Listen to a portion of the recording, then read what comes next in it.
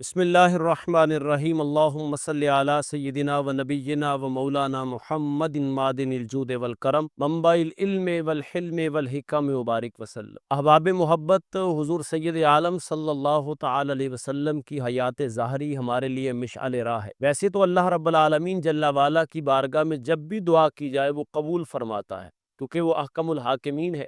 وَإِذَا سَأَلَكَ عِبَادِي أَنِّي فَإِنِّي قَرِيبٌ، کہ جب بھی میرے بندے محبوب آپ کے پاس آئیں اور میرے بارے میں سوال کریں تو انہیں فرما دیجئے کہ تمہارا رب تو تمہارے قریب ہے، اسے دعوت دو، پکارو۔ وَنَحْنُ أَقْرَبُ إِلَيْهِ مِنْ حَبْلِ الْوَرِيدِ، اللہ تمہاری شارک سے بھی زیادہ قریب تر ہے۔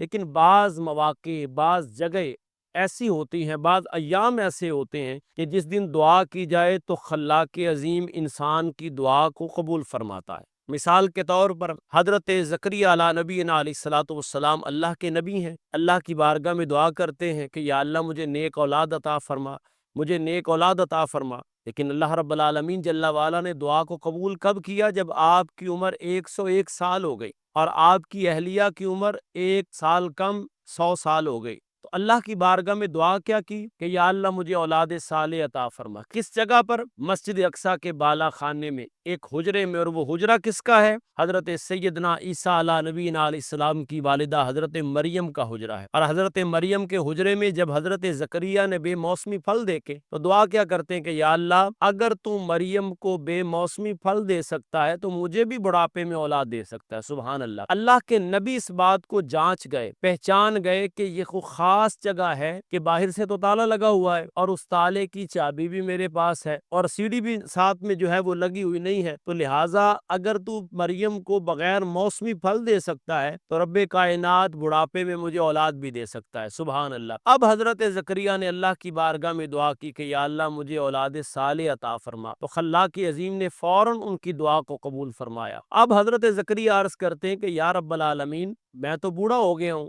اور بیوی میری بانجھ ہو گئی ہے، اب مجھے تو اولاد کیسے دے گا؟ فرمایا ہم نے تجھے کہہ دیا اللہ اولاد بھی دے گا، وہ نبی بھی ہوگا اور اس کا نام حضرت یحییٰ علیہ الصلوۃ والسلام ہوگا۔ تو اس مثال سے جو قرآن عظیم الشان میں موجود ہے، بعض ایام، بعض دن، بعض لمحات، بعض مقامات ایسے ہوتے ہیں جہاں رب کائنات انسان کی دعاؤں کو جلدی سنتا ہے۔ انہی میں ایک خاص دن حضرت جابر رضی اللہ تعالیٰ فرماتے کہ حضور نے دعا مانگی پیر والے دن، منگل والے دن اور بدھ والے دن۔ فرماتے جب بدھ والے دن دعا کی تو فوراً دعا قبول ہو گئی۔ حالانکہ حضور کی دعا تو وہ ہے کہ اجابت نے جھک کر گلے سے لگایا، دلہن بن کے نکلی دعائے محمد۔ فرماتے اس کے بعد یہ بات میرے ذہن میں بیٹھ گئی کہ ہر وہ دعا جو بدھ کے دن کی جاتی ہے اللہ اس کو قبول فرماتا ہے۔ علماء نے لکھا اور حدیث پاک میں ہے کہ جو شخص چاہتا ہے کہ اس کی دعا قبول ہو جائے اور جلدی قبول ہو جائے، وہ بدھ والے دن نماز ظہر سے عصر کے درمیان کا جو وقت ہے اس وقت اللہ کی بارگاہ میں دعا کرے تو اللہ رب العالمین جل وعلا اس دن اس وقت اس کی دعا کو قبول فرمائے گا، اس کی حاجت کو پورا فرمائے گا۔ کتنا خوبصورت